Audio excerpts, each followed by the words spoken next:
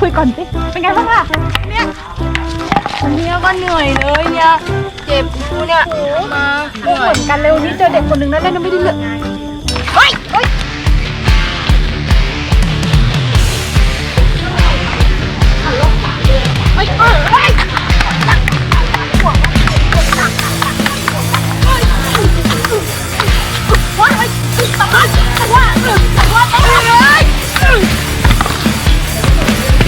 โอ้โห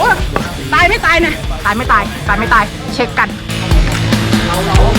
ไม่น่าเฮ้ย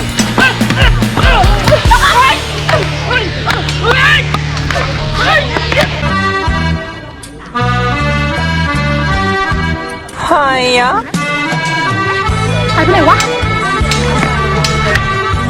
หายอ่ะหายอ่ะ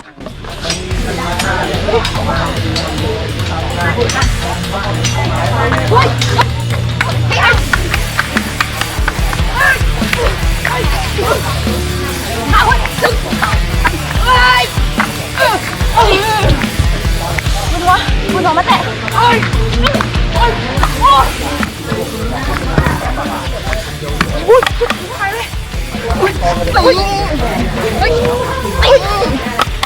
ว้าวเจ็บค่ะลงมาคงกับไม่เจ็บแข่งกูหนักนะเฮ้ยเฮ้ยเฮ้ยเฮ้ยเฮ้ยเฮ้ย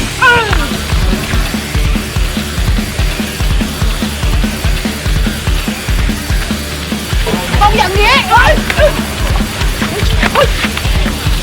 เนี่ยมานี่มานี่เฮ้ยเฮ้ยเฮ้ย